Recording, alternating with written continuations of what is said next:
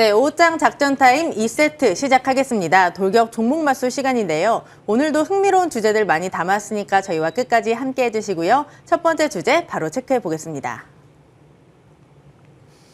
이번 주 변곡점이 되지 않을까 싶습니다. 미국 현지 시간 13일에 발표될 6월 CPI 상승률이 9%까지도 예상되고 있습니다.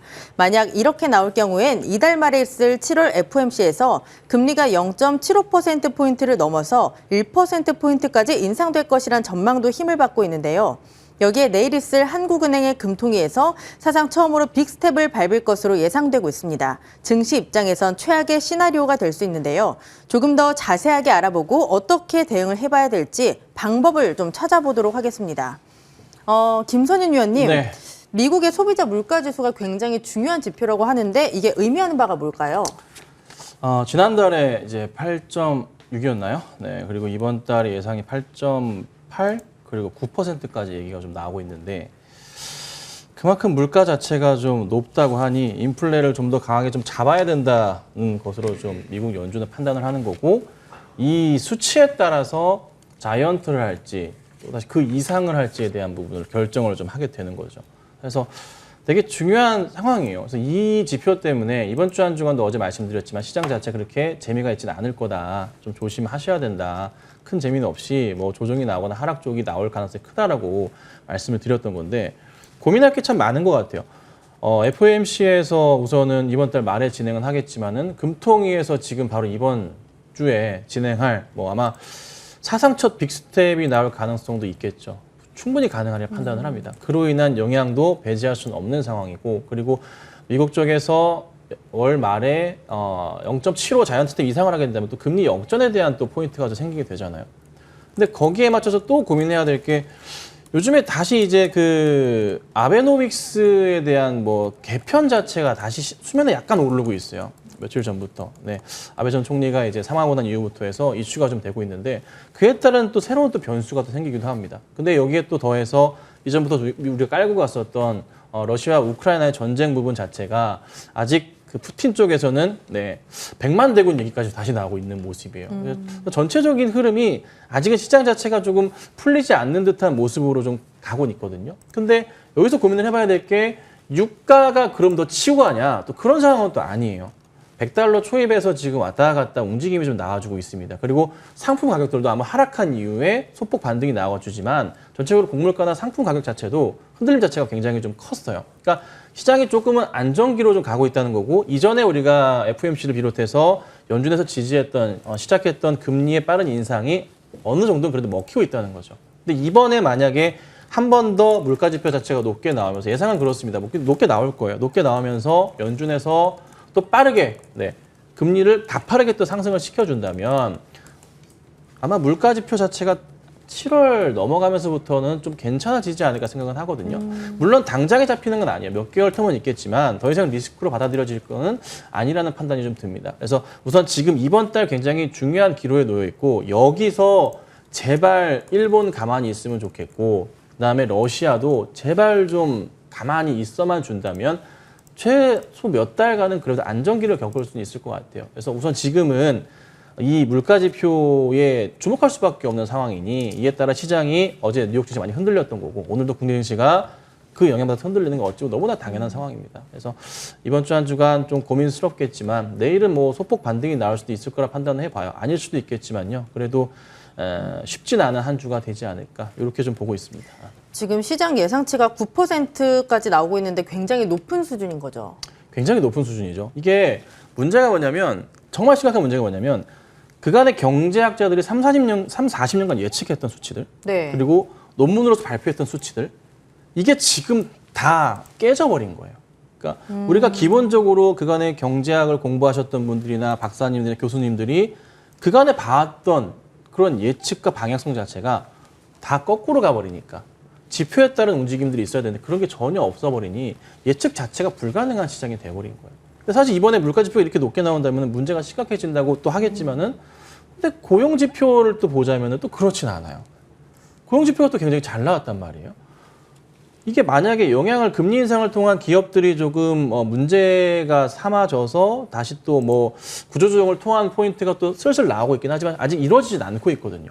그래서 아직 시장이 바닥은 아닌 건가라는 생각이 좀 들기도 하고 예측을 하기도 진짜 어렵고 그래서 볼 게 사실 너무 많지만 본다고 한들 해결되지도 않을 것 같고 현실적으로 진짜 시장이 이렇거든요. 그래서 참 고민은 많아요. 하지만 이게 중요한 점은 어느 정도 최근 들어서의 이 외인들이 국내 증시로의 유입 자체가 좀 보이고 있잖아요.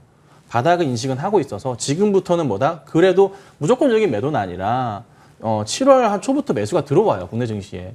이제부터는 그래도 더 떨어질지언정 뭐다? 더 빠지면 얼마나 빠지겠냐는 마인드로 좀 매수는 들어오고 있는 모습은 보이는 것 같아요.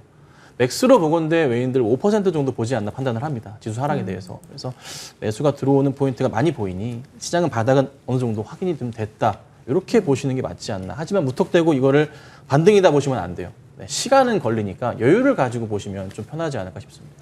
네, 금리가 이렇게 급격하게 오르면서 경기 침체 우려가 굉장히 커지고 있잖아요. 코스피 지수 바닥이 2000선 초반까지 내려갈 수도 있다라는 말이 나오고 있습니다. 물론 뭐 지금 정재현 의원님 말씀처럼 그 전에 지금 손절을 할 수는 없다라고 말씀을 하셨잖아요. 그런데 손을 놓고 있을 수는 없을 것 같아요. 어떻게 좀 대응을 해봐야 될까요? 대응이다. 사실 종목이라든가 이런 부분들에 좀 차이가 있지 않을까 싶어요. 그러니까 지수가 추가적으로 좀 밀린다?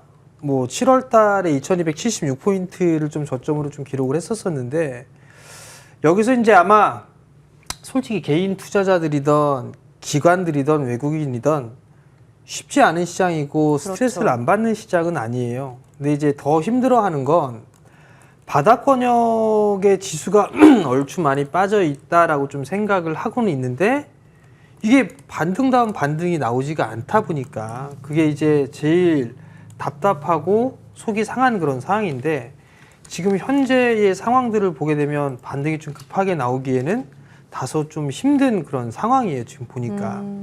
그러면 아마 많은 주식을 하시는 뭐 젊은이들이라고 좀 볼 수가 있어요. 저를 포함해서.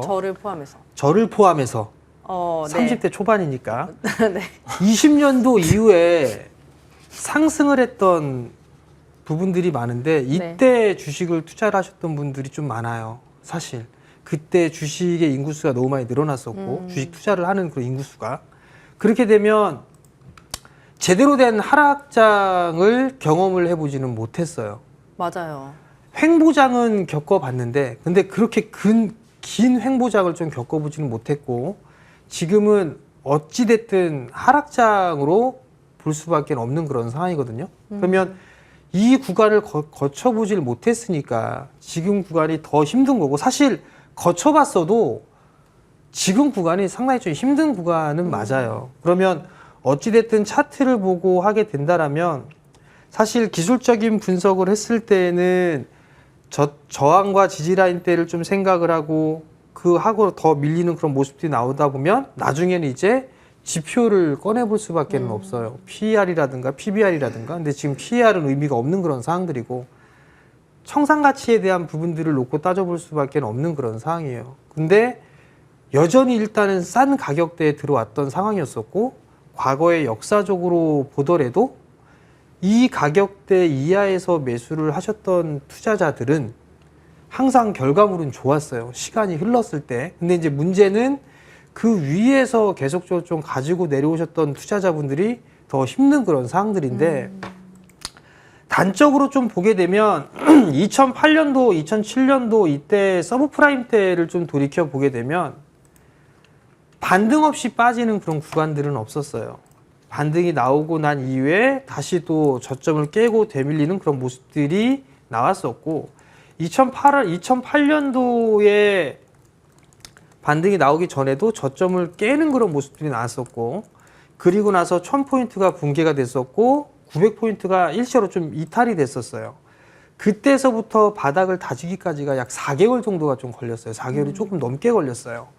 그리고 2011년도에 이제 여러 가지 좀 이슈들이 좀 있었었는데 그때에도 마찬가지로 이 유로존에 대한 위기라든가 이런 부분들이 왔을 때에도 일단 어찌됐든 간에 저점을 이탈을 했었고 바닥을 다지고 나서 움직였던 부분들이 최소 2개월이었었어요.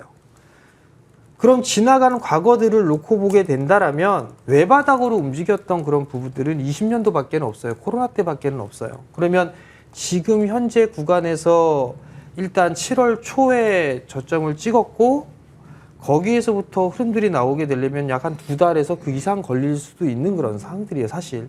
그럼 7월 달부터는 바닥을 좀 다져가는 그런 모습들을 좀 보일 건데 문제는 변동성을 좀 보이면서 움직이는 게 제일 큰 문제고 그러다 보니까 견디지 못한 투자자분들도 시장에 던지는 그런 모습들을 보일 수가 있을 거예요. 그럼 만약에 지금 저점 자리대를 또 항상 깨우면서 나왔던 물량들이 있어요. 바로 신용에 대한 물량이거든요. 신용 반대 매매에 대한 물량이나 그러면 만약에 저 자리대를 깨는 모습들이 나오게 된다라면 아마 신용 물량이 또 나오게 될 거예요. 그러면 메이저의 입장에서 예를 들어 현금을 많이 가지고 있어요. 외국인이 됐든 기관이 됐든 그러면 지수가 빠지니까 반대 매매 물량이 나오긴 계속적으로 나온단 말이에요. 근데 기관이 굳이 이거를 살려고 할까? 혹은 외국인들이 이건 살려고 할까? 그런 생각을 한번 해보게 되거든요.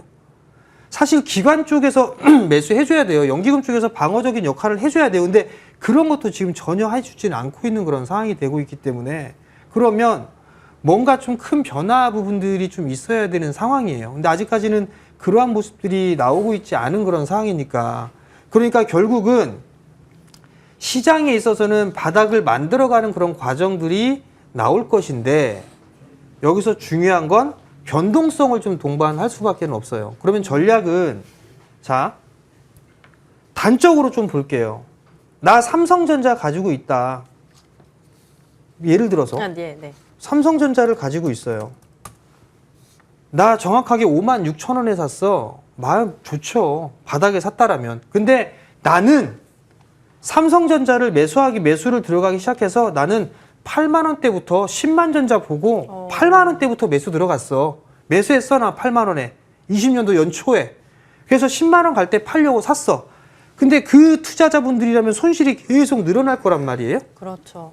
그러면 이미 개인 투자자분들 같은 경우는 매수를 해서 이미 더 이상 추가 매수를 할 방법은 없어요.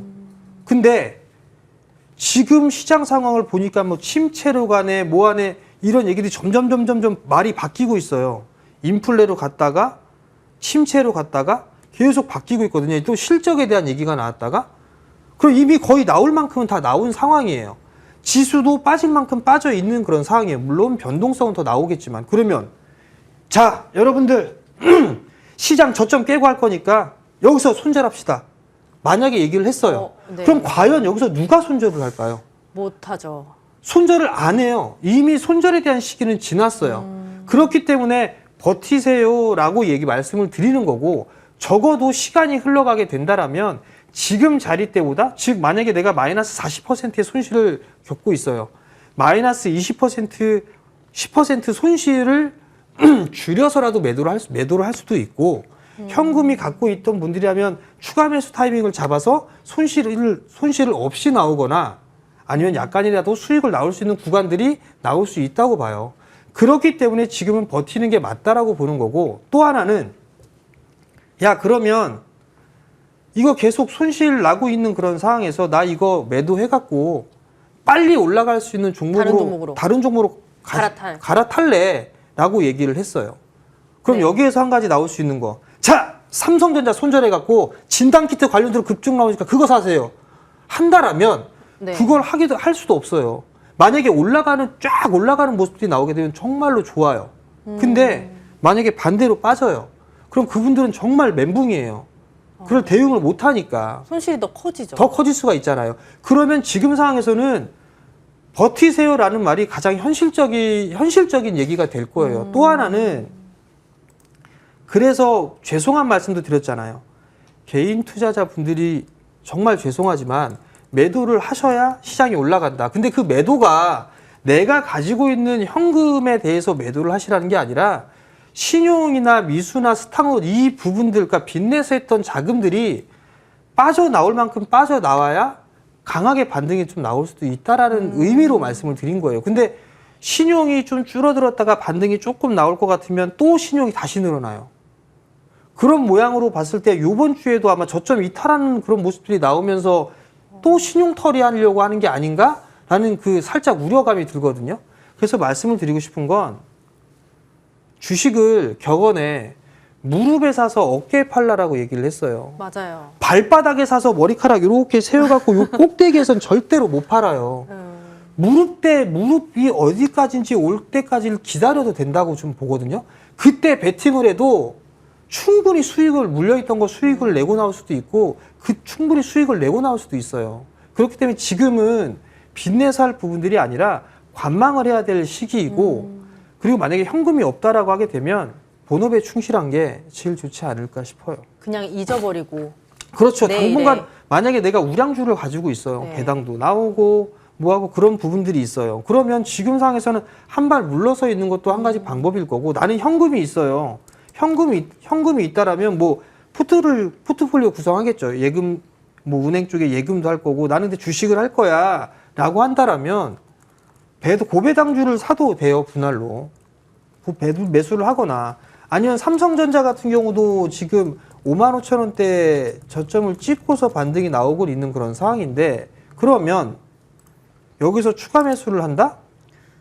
추가 매수를 하는 근거가 대량 거래가 터지면서 손바뀜이 나온 것도 아니고 추세가 돌아가는 부분들도 아니고 그런 상황에서 여기서 그냥 여기가 저점이다라고 예측 매수를 한 거잖아요. 그렇죠. 신규적으로 들어간다라는 건 상관이 없지만 추세가 돌아가지도 않은 상태에서 그리고 비중을 많이 갖고 있는 상태에서 추가 매수를 한다? 저는 이거는 아직까지는 아닌 것 같아요. 그러면 추세를 돌리기 전까지는 그냥 내버려 두던가 내 만약 삼성전자 갖고 있다라면 그리고 일부 현금이 있는 부분들을 가지고 정주식을 하고 싶다라면 고배당주를 매수를 하든가 그렇게 해서 전략을 좀 세워나가는 게 좀 더 좋지 않을까 그렇게 좀 말씀을 드리고 싶습니다. 지금 유튜브 댓글을 보니까 언제까지 버틸 수 있을까요? 인생이 허무하네요라고 말씀하시는 분들이 계세요. 왜냐하면 지금 시장이 너무 많이 빠지기 때문에 개인들이 대응하기가 굉장히 어려운 장이 계속 연출이 되고 있어요. 지금 버티기를 하라고 하시는데 아직까지도 이슈가 굉장히 많이 남아 있습니다.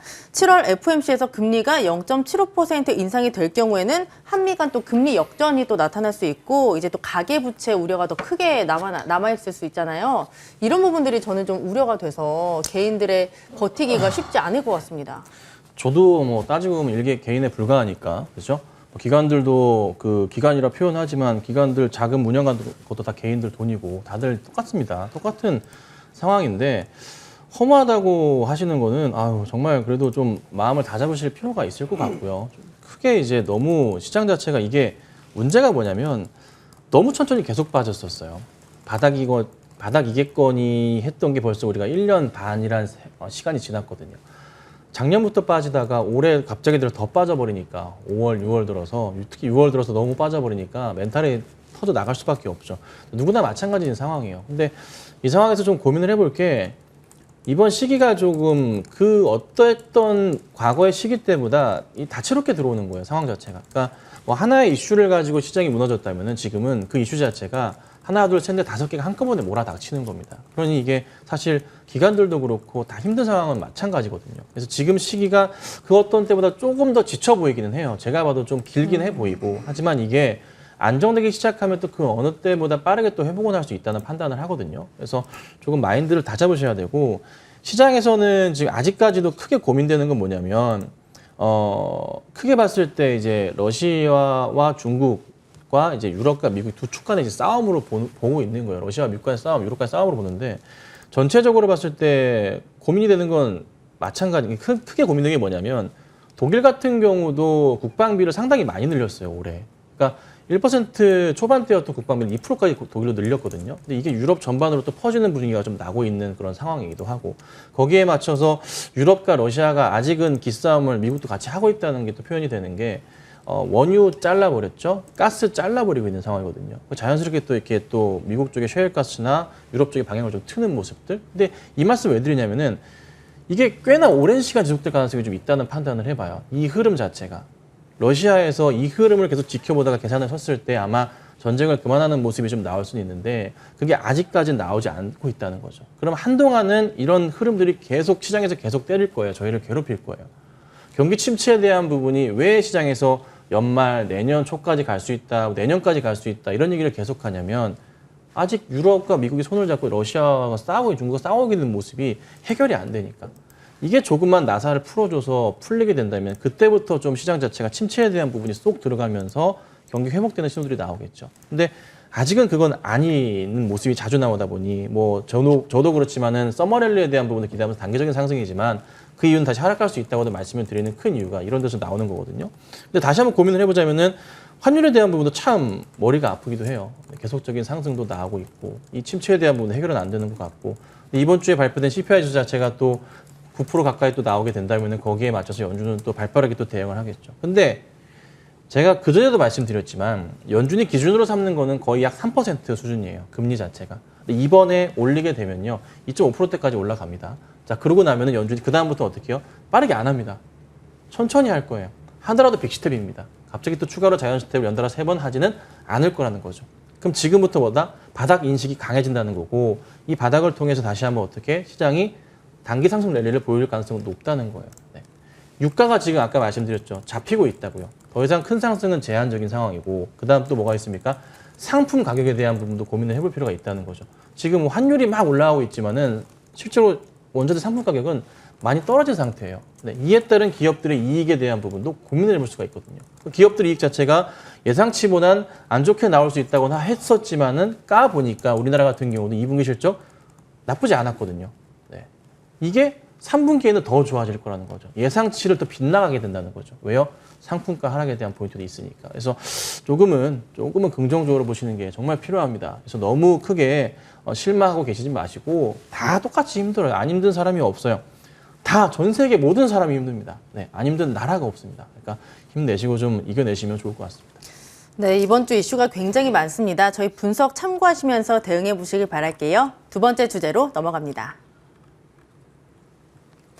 원달러 환율이 다시 나흘 만에 연고점을 뚫으며 고공행진하고 있습니다. 미국이 인플레이션에 따른 고강도 긴축에 나서면서 경기 침체 우려가 커진 가운데 CPI 발표를 앞두고 시장의 긴장감도 높아지고 있습니다. 과연 시장은 이를 어떻게 해석을 하고 있는지 또 우리는 어떻게 대응을 해야 될지 알아보도록 하겠습니다. 네, 그동안 환율 1,300원은 위기 신호로 여겨졌습니다. 우리나라에서는 딱 3차례뿐인데요. 이런 위기로 인해서 우리나라 펀더멘털이 흔들리고 또 원화 가치가 크게 하락했던 경험들이 있습니다. 이런 위기와 연관돼 있다 보니 국내 경제에서 가장 밀접하게 좀 중요한 이슈가 환율이 아닐까 싶어요. 이게 환율 고민을 해볼 때 그 1,300원 넘어가는 것 자체가 금융위기가 거의 왔다고 보는 게 맞지만 사실 금융위기가 오면 1,400원대까지 올라가거든요. 그래서 1,400원, 1,500원대까지 간단 말이에요. 뭐 IMF 때는 뭐 2,000원 가까이 가기도 했지만 2,000원 부근이었지만은 현 상황에서 봤을 때 고용지표 굉장히 정상적이죠. 말도 안 되는 수치로 고용지표가 잘 나와주고 있어요. 미국 시장 내에서. 그러니까 참 고민스러운 게 이게 환율을 결국 이게 진짜 개인적인 생각은 누가 장난을 치지 않나 할 정도로 사실 많이 올라가고 있는 건 사실이에요. 근데 좀 전에 말씀드렸던 게 뭐냐면 재밌는 거는 환율 고민을 해볼 때 상품가는 지금 많이 내려가고 있단 말이에요. 원자재 가격 자체가 좀 많이 하향 추세로 내려왔어요. 유가도 그렇고. 근데 환율에서 이렇게 유지를 한다면 잘 생각해 보세요. 수출하는 기업들의 우리나라 기업들 어떻게 될까요? 네, 이득 측면이 굉장히 강할 겁니다. 이로 인한 포인트도 본다면 3분기 실적이 국내 회사들이 꽤나 긍정적으로 나올 가능성은 저는 배제할 수 없습니다. 그래서 너무 큰 걱정을 하지 않으시는 게 맞다는 판단이고 이번에 금리를 올리게 되면은 어느 정도 일정 부분 안정은 될 거예요. 근데 하나 변수가 있어요. 일본 쪽에서의 이 진행했었던 아베노믹스에 대한 부분을 어떻게 과연 흔들 것인가. 제가 계속 강조드렸던 게 뭐냐면 이 달러 지수, 이 원달러 환율의 상승을 일으켰던 주범 자체가 일본이거든요. 일본의 엔저 정책 자체가 달러 지수에 일본 엔화 들어가 있다 말씀드렸잖아요. 그 정책으로 인해서 계속 흔들리는 포인트가 굉장히 강했던 건 사실입니다. 네.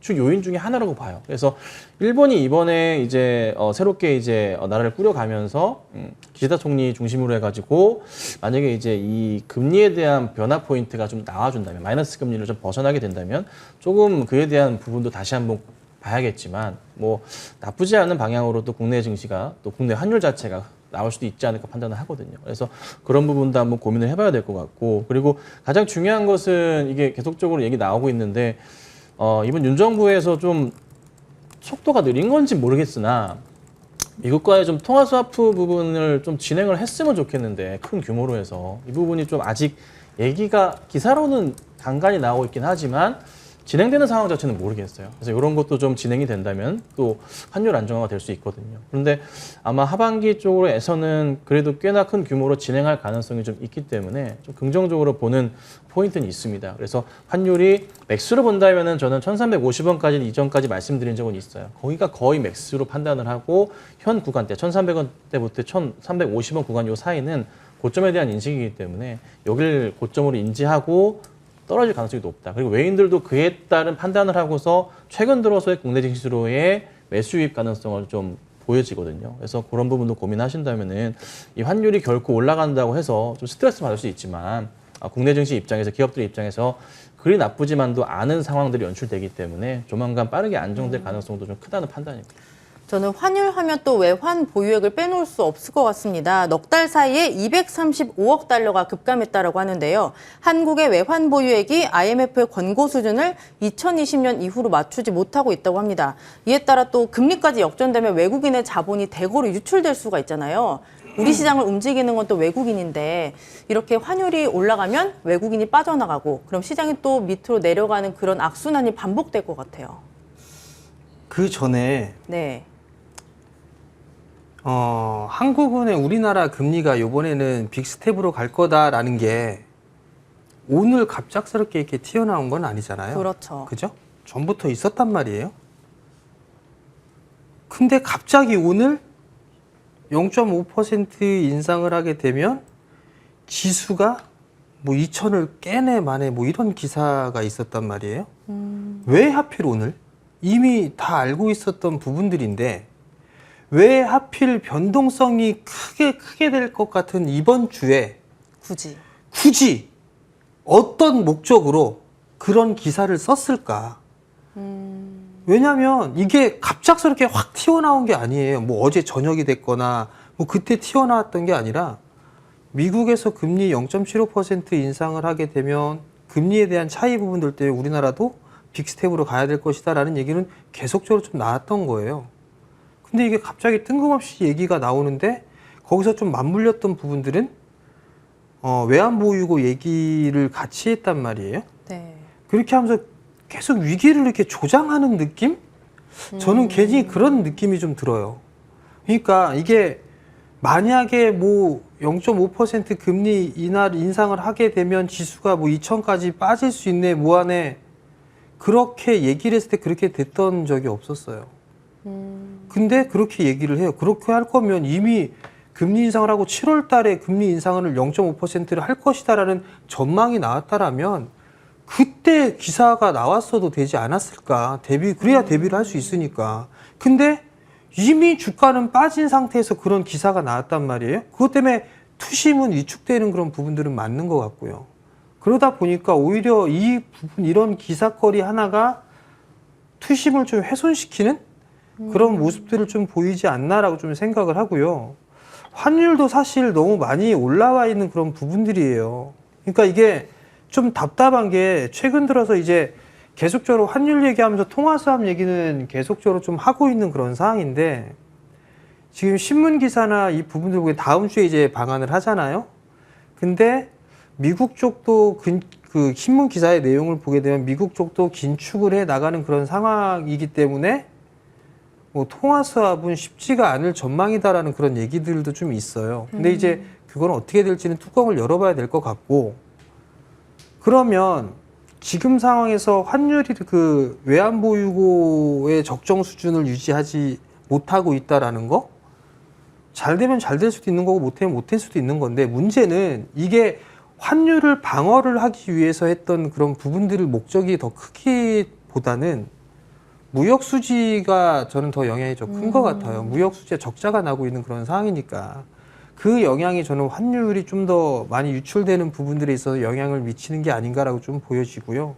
그렇게 되면 통화 수합은 좀 돼야지만 환율은 좀 안정이 될 거고 환율이 좀 안정이 돼야 시장이 좀 수월하게 무난하게 좀 돌아갈 것 같은데 달러 인덱스를 보더라도 지금 달러 강세가 계속되고 있으니까 그거에 따라서 같이 움직여주고 있는 그런 상황들인데 달러 강세도 계속 유지가 될까?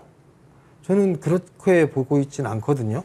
그렇다는 얘기는 달러가 좀 안정된 그런 모습들을 보이게 되면 환율 또한 마찬가지로 원달러 환율도 마찬가지로 좀 안정을 좀 보일 수 있는 그런 가능성이 있는데 얼추 다 올라오지 않았을까 싶어요. 얼추 올라오지 않았을까 싶은데 이게 장기적으로 봤을 때는 여전히 좀 체크를 해봐야 될 부분들이 있지만 이게 이 바닥을 다져나간 시기가 원체 단단하게 다져놨던 상황이거든요. 그렇기 때문에 원화가 강세가 되더라도 뭐 1,200원을 깨고 내려가고 1,100원을 깨고 내려가고 그런 환율은 당분간 좀 어려울 것 같고요. 많이 밀리고 한다면 뭐 1,200원 정도 때까지는 1,200원. 볼 수는 있을 것 같고 그렇다고 쉽게 막 하향 안정화가 좀 될 것 같지는 않아요. 일단 어찌됐든 통화사업은 반드시 좀 해야 될 그런 부분들이고 그래야 심리적으로 좀 안정이 될 수 있는 그런 부분들이니까. 그리고 이 환율에 대한 추이를 보고 시장이 좀 돌아설 수 있겠구나라고 좀 예측을 하는 그런 전략도 나쁘진 않을 것 같아요. 네, 이렇게 두 번째 주제로 환율 이야기까지 나눠봤습니다. 체크해 보시길 바랄게요. 마지막 주제도 확인해 보겠습니다. DB하이텍이 반도체 설계 사업을 분사합니다. 회사 측은 반도체 설계 사업의 전문성을 강화하기 위해 브랜드 사업부 분사를 검토하고 있다라고 밝혔는데요. 시장도 안 좋은데 기존 주주들에게는 악재로 더 크게 다가온 것 같습니다. DB하이텍 장중에 주가 급락하면서 52주 신저가를 기록했는데요. 아무래도 이 물적 분할에 대한 우려감도 한몫을 했다라고 보여집니다. DB하이텍 오늘 장 좀 어떻게 대응을 해야 될지 두 분의 의견을 들어보도록 할게요. 우리 김선윤 위원님, 네. 아까 1세트에서도 잠깐 말씀을 해주셨잖아요. 그러니까 이게 결정된 건 아닌데 일단은 분위기가 물적 분할로 가는 것 같아요. 네, 맞아요. 그런 것 같고 주총장에서 일단 주식 수로 따지면 그 33% 이상이 좀 돼야 되는 상황이고요. 그다음에 주총장이 오신 분 기준으로 3분의 2가 동의를 좀 해야 되는 상황입니다. 근데 이제 재밌는 점은 이 DB하이텍의 그 주주 현황을 보면은 최대 주주 관련된 주식이 30% 정도 같아요. 이제 나와 있는 게. 근데 국민연금을 포함한 수치거든요. 근데 여기서 만약에 국민연금이 동의를 할까 안 할까에 대한 고민을 하는데 하지 않는다면은 20% 수준이거든요. 그러니까 현실적으로 봤을 때 이게 국민연금이 만약에 개인들의 등을 돌린다? 무슨 욕을 먹으려고 또 그런 생각이 들기도 해요. 그래서 개인적으로 분석을 해보자면 이게 쉽지가 않아요. 정말로 쉽지가 않아요. 국민연금이 어떤 방향을 가지고 갈진 모르겠으나 그간의 국민연금이 반대표를 자주 던져왔던 거를 판단을 해본다면은 이번 시장이 이렇게 하락 중인 상황에서 이렇게 물적 분할을 하는 거에 동의를 한다? 근데 결정은 안 내려졌어요. 그래서 그리고 또 윤 정부에서도 이 물적 분할 관련 이슈에 대해서 강화를 하겠다, 쉽게 하지 못하게 이런 얘기도 있었거든요. 아직 정책적으로 진행이 되진 않았지만 그래서 굉장히 좀 난관이 예상이 됩니다. 그래서 DB하이텍이 또 이로 인한다면은 또 그 외에 이제 자회사들도 영향을 같이 받을 수 있거든요, 주주들한테. 그래서 저는 개인적으로는 이번에 물적 분할이 아니라 인적 분할로 하려면은 좀 했으면 좋겠다라는 판단을 하긴 해요. 근데 시장에서 일단 받아들여지기는 아직까지는 물적 분할을 인지를 하는 것 같고, 근데 회사 입장에서 봤을 때 물적 분할을 하면 훨씬 좋죠. 네, 진행하기 나중에 투자받기도 편하고 이래저래 회사 운영하기 편하기 때문에 물적 분할이 너무나 좋긴 하지만 회사 입장에서는 근데 주주 입장에서 완전 꽝이거든요. 근데 생각해 볼 때 우리가 주식을 투자하는 것 중에 하나가 이 회사의 주주가 되기 위해 투자를 하는 거고, 주주라는 것은 이 회사에 갖고 있던 여러 자회사들에 대한 기본적으로 좀 그 가치에 대한 부분도 우리가 같이 공유할 수 있기 때문에 투자를 하는 거잖아요. 근데 현 구간대에서 이제 물적 분할 얘기가 굉장히 시끄러웠었는데 LG 때부터 시작해가지고 가장 그때부터 시작됐죠, 본격적으로. 근데 지금 이걸 또 한다? 이거는 완전 기만하는 행위고, 만약에 이거를 국민연금이나 정부에서 가만히 놔둔다면, 물적 분할 쪽으로 하는 거에 가만히 놔둔다면은 좀 굉장히 시끄러울 것 같습니다. 이번엔 진짜 시끄러울 것 같아요. 시장도 안 좋았으니까. LG 때는 시장이라도 좋았어요. 근데 지금은 아니잖아요.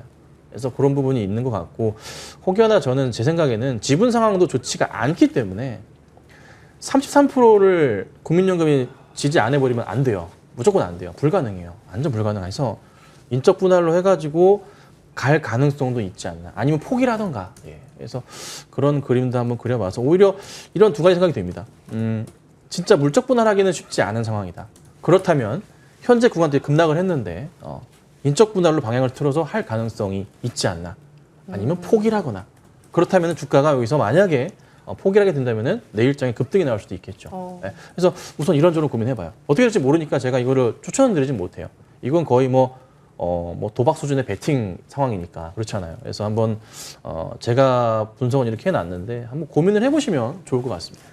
지금 찾아보니까 공시가 나왔는데요. 고려를 하고 있지만 아직까지는 결정된 바가 없다라고 회사 측은 선을 그었습니다. 하지만 이 쪼개기 상장에 대한 우려감은 남아있잖아요. 옛날에 LG 에너지솔루션이 잘 보여줬습니다. 이게 정말 전문성을 강화하기 위해서 단행을 하려고 하는 건지 저는 좀 궁금해요. 글쎄요. 일단 분사를 해서 전문적으로 할 수도 있겠죠. 할 수도 있겠는데 사실 LG 쪽도 마찬가지였었고, 근데 이게 LG 쪽도 회사의 입장도 이해가 되고 투자자들한테는 입장에서는 이해가 안 되는 그런 부분들인데, DB하이텍을 만약에 투자를 하고 하시는 분들이라면 파운드리 쪽에 있어서 이 시스템 반도체 쪽에 있어서 이걸 보고서 했을 거란 말이에요. 실적도 상당히 좀 잘 나오는 그런 모습들 좀 보였었고, 근데 갑자기 이거를 분할을 한다라는 소식이 좀 나왔었고, 뭐 전문성을 뭐 고려하기 위해서 뭐 공시는 아마 그렇게 나와요. 네. 보통 계획 없음, 뭐 추후 재공시하겠음, 조회 공시 요구를 했는데 나 할 거야 이렇게 공시 나오는 케이스는 거의 없어요. 그냥 여지를 남겨두는 거죠. 아직 고려하고 있으나 확정이 되면 재공시해 줄게. 네. 어찌 될지 모르겠지만 아직 미확정이야. 근데 한 달 뒤에 정확하게 되면 다시 얘기해 줄게. 뭐 이런 식의 공시가 대부분이에요. 근데 지금 DB하이텍 같은 경우는 이게 좀 시장 상황을 봤을 때, 그러니까 좀 너무 과민 반응을 하고 있는 부분들이 아닌가라는 저는 생각을 하거든요. 그리고 그 이유가 뭐냐면 시장 상황이 원칙이 안 좋은 상황이 되다 보니까 투심이 되게 안 좋아요. 안 좋은 상황이 되다 보니까 오히려 이게 더 악재가 배가 된 그런 상황이 아닌가라고 좀 보여지고요. 그리고 DB하이텍도 상당히 좀 좋은 기업이긴 한데 제가 한계를 가지고 있다라고 좀 보고 있는 게, 네. DB하이텍이 전 세계 시장 점유율이 그렇게 썩 높지는 않아요. 높지는 않은데 한창 막 비메모리 쪽에 이 물동량이 모자란다, 뭐한다 얘기가 많이 좀 나왔었고, 그런 부분들에 있어서 좀 더 적극적으로 대응을 하거나 했다라면 좀 더 좋지 않았을까? 뭐 그런 좀 생각을 좀 하고 있고요. 올해나 내년도의 실적을 보더라도 거의 풀캐파 형태로 돼 있기 때문에 여기에서 추가적으로 더 실적이 좋아지거나 하기에는 한계가 좀 있어요. 그러다 보니까 뭔가 플러스 알파적인 그런 부분들이 있어야 되는데 20년도 때부터 시작해서 21년도 올해까지도 그 부분들에 있어서 뭔가 구체적인 딱 답을 제시한 부분들이 없어요. 그러다 보니까 성장에는 이미 시장이 원체 좋아질 것이다 라고 하더라도 성장에 대한 한계치, 상향치는 있어도 그걸 넘어가지는 못하는 그런 상황이 되다 보니까 오히려 좀 더 안 좋은 그런 부분들이 아닌가, 그렇게 좀 개인적으로 저는 생각을 하고 있고요. 그리고 업황 자체가 지금 최근에 안 좋은 부분들이 IT 쪽이나 이런 부분들이 오더컷 얘기가 계속 나오고 수요가 위축될 것이고 감소가 될 것이고, 그래서 오더컷 얘기 나오고 그게 전반적으로 다 이게 확산이 되는 그런 모양새인 것 같아요. 그러다 보니까 복합적으로 저는 반응이 좀 예민하게 나온 그런 부분들이 아닌가라고 좀 개인적으로 생각을 하고요.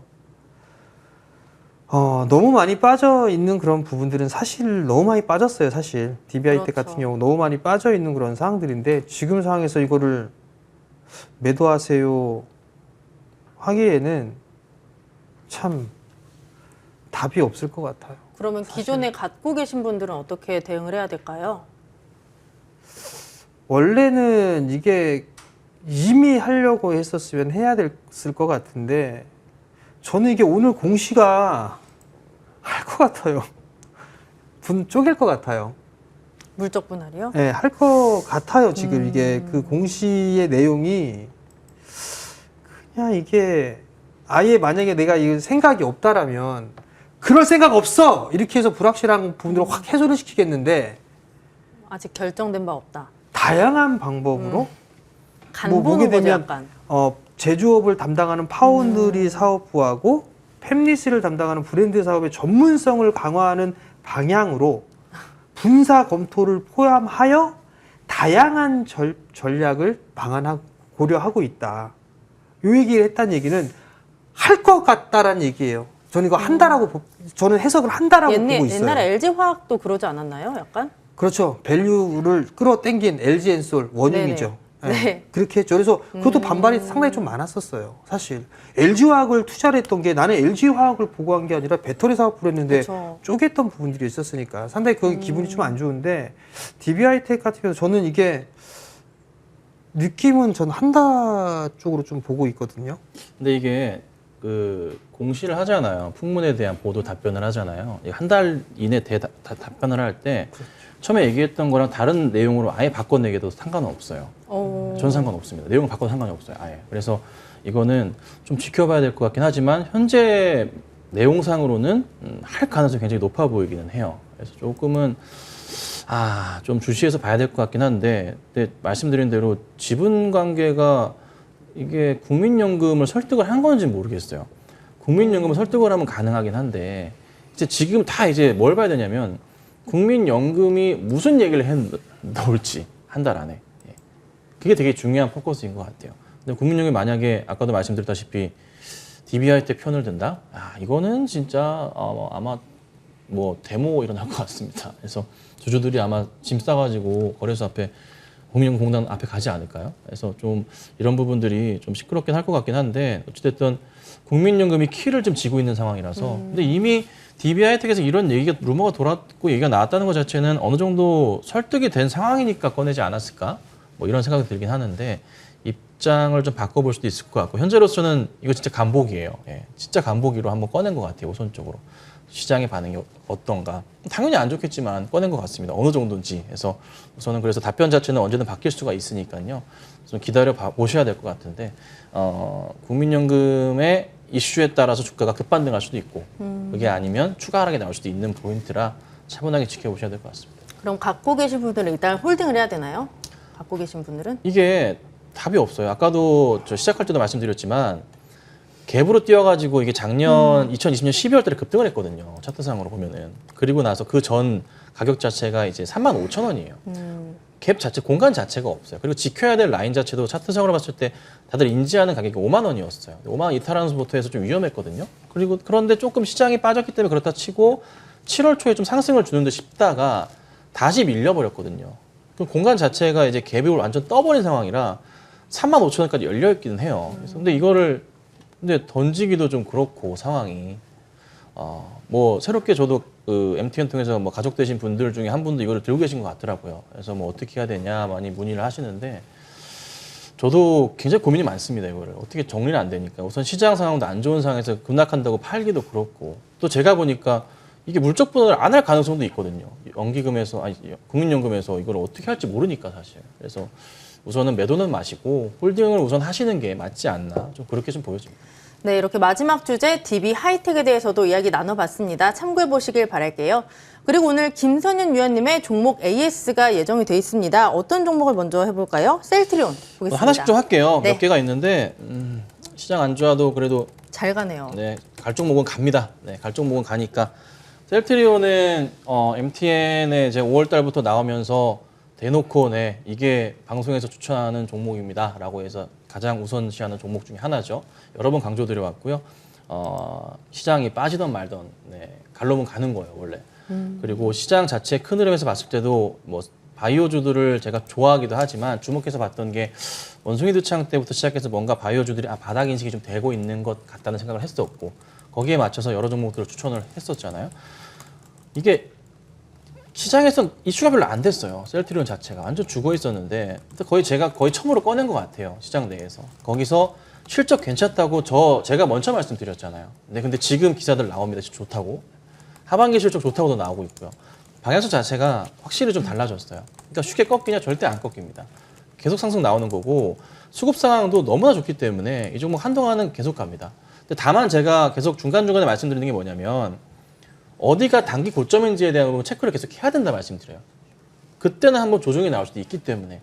하지만 중장기적 추세에서 봤을 때는 계속 상승을 줄 수 있거든요. 그래서 꾸준하게 좀 보유하시고 가시면 좋을 것 같고 제가 1차로 20만 원 이상 말씀드리지만 한참 더 봅니다. 한참 더 봐요. 그래도 최소한 30만 원 이상까지는 보고 있어요. 아무리 안 가더라도 25만 원 이상까지 보고 있기 때문에 상황 보다가 차분하게 좀 말씀을 좀 드리도록 하겠습니다. 그럼 신규 매수도 가능한가요? 아니요, 신규는 조정이 나오면 좋은데 이게 조정이 안 나와요. 매수 대응을 하려면 그래도 어느 일정 부분 빠져야 되는데 제가 방금 말씀드렸죠. 밀릴 수 있다. 조정이 나올 수 있다. 그 포인트가 나온다면 그때 말씀드리도록 할 거고요. 지금은 우선은 좀 보유자 관점으로 보시는 게 맞는 것 같습니다. 네, 그럼 두 번째 종목 SK 바이오사이언스도 살펴볼게요. 이것도 수익이 좀 잘 나고 있어요. 네, 굉장히 좋네요. 수익이 잘 나고 있는데 한번 휘청거렸다가 잘 가고 있는데 이 종목은 그래도 이 세 종목을 말씀드리잖아요. 뭐냐면은 셀트리온이랑 삼성바이오로직스랑 SK바이오사이언스 보시라고 말씀 계속 강조드렸죠. 셀트리온이 싫다면 삼성바이오로직스 사시면 되고 그게 아니라면 SK바이오사이언스 사시면 되고 이 세 개를 중심으로 말씀드리고 있어요. 제가 바이오 종목 중에서. 이 세 개가 움직이면서 국내 바이오 종목들을 지금 끌어올리는 분위기거든요. 최근에 보면은 바이오 종목들이요. 별로 안 빠져요. 경기 방어 성향이 원래 강했는데 그 본질을 잊었었어요, 우리가. 요 근래 한 1년 가까이 잊었다고요. 근데 그게 다시 꾸물꾸물하면서 나타나기 시작했고 경기 방어적 성향의 본질이 다시 바이오주들한테 지금 나타나고 있는 거예요. 그래서 국내 대형 바이오 종목들 지금 상황이 별로 안 빠집니다. 잘 버티고 있고 반등을 하고 있는 모습들이 포착이 좀 되고 있거든요. 그리고 SK바이오사이언스는 백신 입주 맞아가지고 더 강한 모습을 좀 보이고 있는 거고. 근데 운도 좋았던 게 코로나 확진자 수가 이렇게 조금 늘 거라고 사실 예측하기 어려웠었잖아요. 갑자기 이렇게 한 2주 만에. 그래서 이런 부분도 조금은 도움이 됐던 것 같긴 한데 쉽게 빠지진 않을 것 같습니다. 차분하게 좀 이어갈 수 있으니까 꾸준하게 좀 보유하시면 좋지 않을까 싶습니다. 네, 그리고 마지막 종목 CJ ENM까지 살펴볼게요. 요즘에 여러 고민을 해요. 업종에 대한 고민을 할 때 제가 이제 뭐 나중에 또 공개 방송을 또 진행을 할 텐데 주로 보는 업종들이 있어요. 큰 그림을 봤을 때 조선주들을 지금 되게 중요하게 보기도 하고 있고 그 다음에 좀 가벼운 쪽으로 봤을 때 엔터주들도 보고 있는데 거기에서 ENM 같은 경우나 뭐 이런 YG엔터 최근 들어서 추천드렸던 종목이거든요. ENM은 지난주 목요일인가 추천을 좀 드렸던 그 기억이 나는데 잘 가고 있어요. 수익이 잘 나고 있는데 올라가는 이유는 다른 걸 다 떠나서 실적이 적자에서 흑자로 돌아서는 포인트가 굉장히 강해진다는 거예요. 엔터주 전체적으로 봤을 때. 그리고 CJ CGV 같은 경우에도 영화 대작들을 계속 줄비하게 나오고 있습니다. 요즘에 개봉하는 영화들 보면요. 범죄도시가 1200만 넘어갔고 그다음에 탑건 매버릭 같은 경우에도 500만 이상 넘어가는 모습이고요. 전체적으로 영화가 굉장히 좋아졌어요. 그러니까 예전에 우리가 즐겨했던 수준으로 다시 올라가고 있는 거예요. 그리고 뭐 새롭게 이제 개봉할 영화들 보면은 7월, 8월 영화들 보면은 대작이 질비합니다. 외계인을 시작을 해서 굉장히 좀 많거든요. 그래서 재밌는 포인트들이 좀 많다. 이로 인하는 실적 포인트도 커질 것이고 ENM도 공연 늘어나는 그림 나오긴 해요. 근데 하나 걱정인 것은 코로나가 갑자기 또 이렇게 급반등하다 보니까 확진자 수가 여기 약간 리스크이긴 하지만 이전 수준으로 그렇게 크게 증가하진 않을 거라 제가 볼 때는 그래도 정부 정책적으로 크게 제한은 없을 것 같고 그냥 감기 수준으로 대하면서 국민들이 좀 넘어가지 않을까 싶긴 합니다. 그래서 차분하게 좀 보시면 좋을 것 같고 또 정책적으로 이거를 다시 뭐 영화관에서 뭐 팝콘을 못 먹게 한다거나 거리두기를 다시 한다거나 하긴 쉽지 않아요. 굉장히 또 반발이 심할 수 있어요. 다시 경기 침체로 더 악화시키는 걸로밖에 안 보이거든요. 그래서 오히려 그냥 뭐 마스크 정도 잘 쓰고 다니는 수준에서 잘 마무리가 될 수 있기 때문에 저는 오히려 기회가 아닌가. 좀 상승 중이긴 하지만 추가적인 큰 상승은 좀 더 나올 수 있지 않을까 보고 있습니다. 이 종목도 신규 접근 가능할까요? 원체 많이 빠진 상황이라서 충분하다고 보고요. 바닥에서 많이 올라간다면 1차적으로 한 13, 14만 원 정도까지 가져야 돼요. 지금 이제 97,600원 구간인데 10만 원 아래에서의 매수는 꽤나 매력적이라고 보고 있습니다. 네. 네, 이렇게 김선윤 위원님의 종목 AS까지 해봤습니다. 오늘 분석 참고해서 대응해 보시길 바라고요. 2세트는 여기서 마치도록 하겠습니다. 잠시 뒤에 허반석 위원의 작전 리포트 준비되어 있으니까 끝까지 저희와 함께 해주시고요. 두 분과는 여기서 인사 나누도록 하겠습니다. 고맙습니다.